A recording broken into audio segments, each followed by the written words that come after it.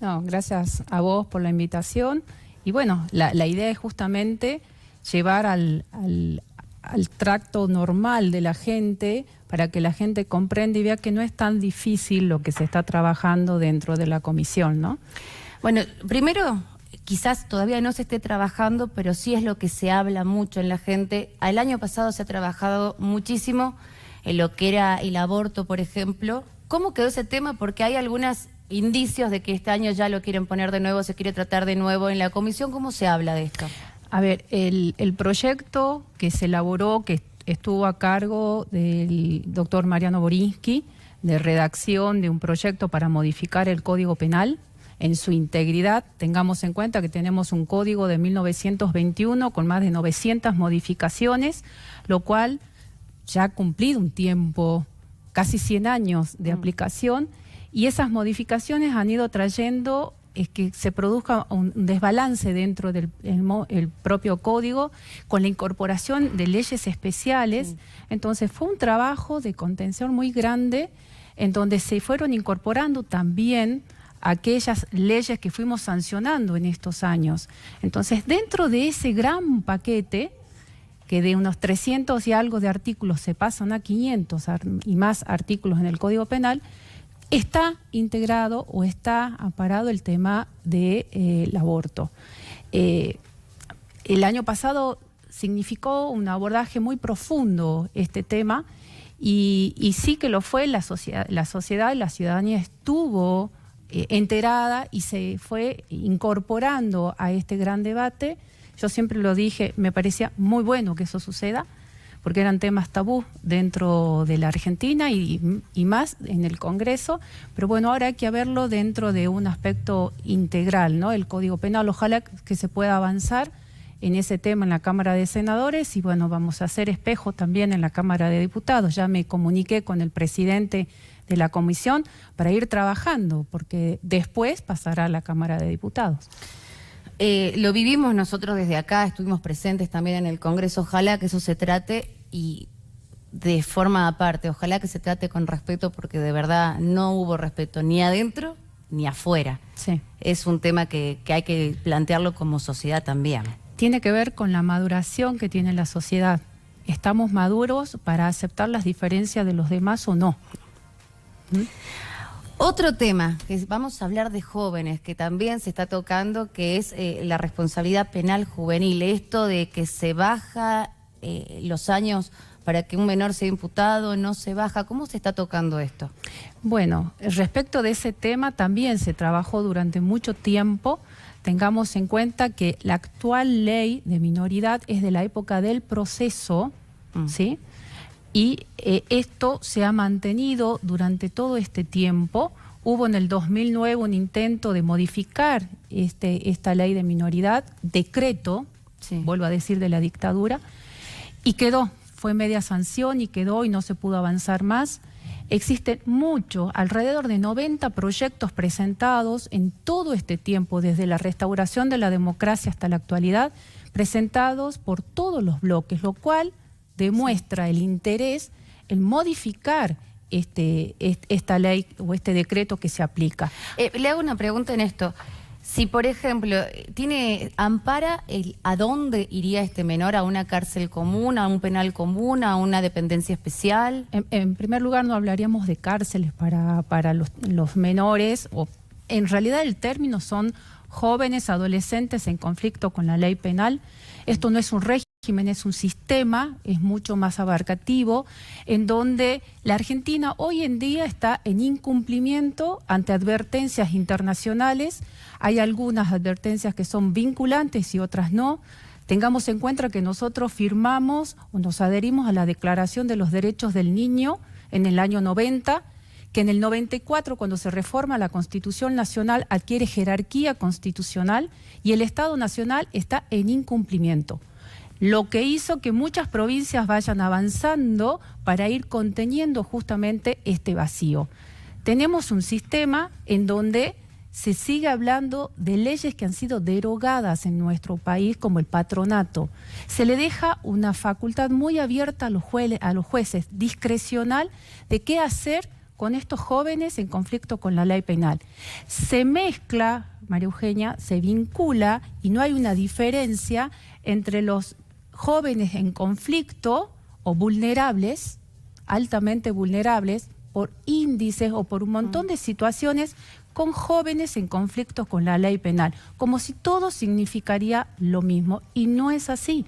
No, y a la vez me aparto como una persona normal y veo que hay hasta una paradoja entre las mismas leyes, porque en algunos a esa edad ya los toman como adultos que pueden hacer algunas o determinadas cosas, y en otros siguen siendo niños. Bueno, otro de los temas... solamente para redondear esto, la Argentina es uno de los países de Latinoamérica que no ha avanzado concretamente, digo, como Estado nacional en estas medidas. Se hicieron parches. El tema de la edad, de la baja o no baja, seríamos, la verdad, nos quedaríamos muy cortos si solamente discutiríamos ese tema. Existen un montón de medidas restaurativas, justicia especializada, se ha firmado un protocolo justamente para acuerdos restaurativos y algún tipo de medidas a consecuencia, medidas socioeducativas. Hoy en día se tiene un informe que antes nunca se tuvo, no había informe de nada, datos de nada, entre primer delito, primer consumo y deserción escolar. Entonces, es justamente esa la edad o la franja etaria en que el Estado tiene que intervenir para cortarle esa carrera delictiva a ese joven y darle otras posibilidades. Esto no es una casa de chicos para que estén detenidos. No, la última ratio sería la privación de libertad. Por eso apelo a que podamos sentarnos y debatir y no escuchar premisas como lo dijeron el otro día cuando abrimos la posibilidad de hacer, de cómo íbamos a llevar estas reuniones que se van a hacer, diciendo que esto significa el 0,0% de los chicos en esa situación. Por Dios, así haya un chico, un joven en esa situación, tenemos que dar respuesta, porque si respetamos la Constitución, a esos jóvenes no se les respetan las garantías. Entonces, sentémonos a hablar y vamos avanzando de lo que hay consenso, que hubieron muchos consensos con UNICEF, con la CENAF y con muchos organismos, en que se hicieron bastantes reuniones por más de un año y medio en el Ministerio de Justicia de la Nación, y se fue avanzando con esto. Entonces, no seamos tan pequeños de llevar solamente este sistema al tema de la edad, y vamos avanzando en los otros acuerdos que la verdad, a mi modo de ver, y me atrevería a decir, sería de avanzada para nuestro país ir llegando y tener un sistema de esta naturaleza. La edad lo va a decidir la mayoría, como todo lo demás, pero sigamos avanzando en lo que podamos llegar a acordar. Hubo algunas palabras que me llevaron a pensar otro tema, bueno, famoso en la jerga popular como la ley de barras, que no sé qué tratan más, si las barras de adentro o las barras de afuera, porque la verdad si vemos por internet o las transmisiones que veíamos del Congreso, era terrible cómo se trataban adentro cada vez que hablaban de barras. ¿Cómo va esto? Mira, insólito lo que pasó el año pasado, insólito, no hay antecedentes de esa naturaleza, aceptar o aprobar casi por unanimidad, porque digo casi porque hubieron 3 abstenciones, pero todos los demás votaron a favor el proyecto en general, y a la hora de ir trabajándolo en particular, desde el primer artículo, que era el objeto de este proyecto, el objeto, que es lo que abarcaría, comenzaron las trabas. Intereses, lo tenemos que decir, existen. Porque si no se posibilitó que esto avance, es porque hay sumos y muchos intereses relacionados alrededor del fútbol. Pero el que más o menos consume fútbol sabe que en los países, no me voy a ir a Europa, vengo acá, Latinoamérica, hay formas especiales hasta para entrar a la cancha, tienen una reglamentación, tienen cosas. Acá Argentina se ha quedado en el tiempo en todo. Totalmente, pero totalmente, porque hubo voluntad política y hubo participación y una relación entre los clubes y el Estado para avanzar. ¿Qué club no quiere tener un control? Y cuando digo de control me refiero a qué personas ingresan en sus estadios. Porque los que aman el fútbol en verdad quieren ir a ver un espectáculo futbolístico, quieren estar con sus jugadores, quieren darle ánimo, fuerza.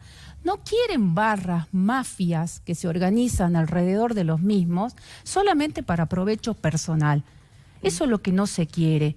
¿Por qué tenemos que seguir naturalizando que se ingrese a la cancha con determinados artefactos o instrumentos que pueden provocar un daño a terceros, lanzado desde distancias? ¿Por qué tenemos que naturalizar? ¿Por qué tenemos que naturalizar el enfrentamiento de las hinchadas?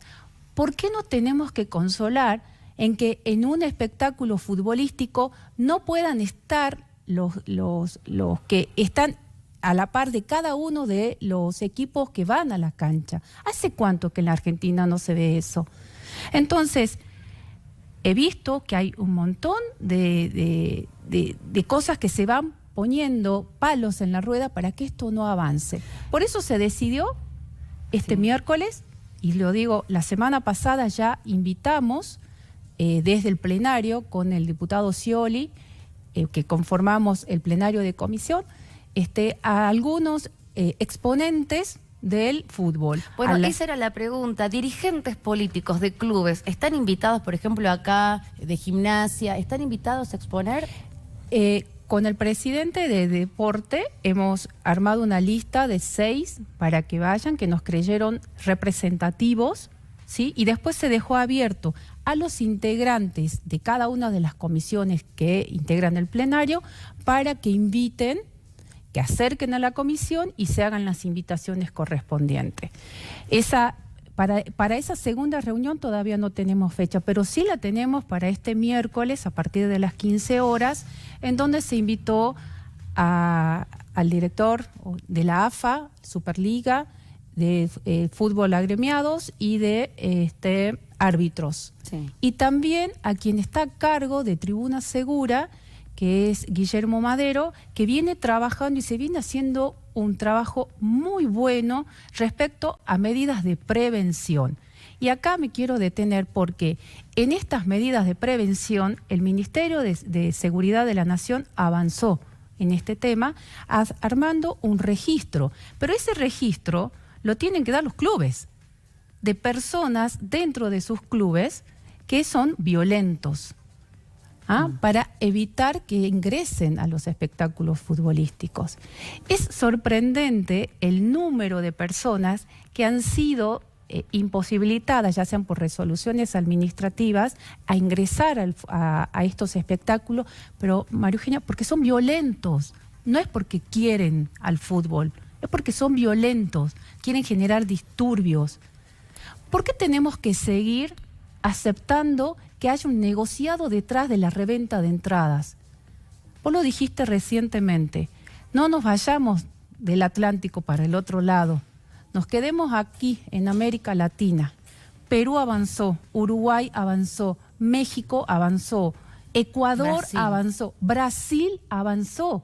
Y ellos tienen un sistema para controlar, porque ellos no quieren tener violentos y especificaron, por ejemplo, la imposibilidad de revender las entradas y el no entregar entradas a determinadas personas, y que exista un registro de las barras y hasta la imposibilidad a través de un sistema biométrico, que digo, nos falta mucho en la Argentina, ¿no?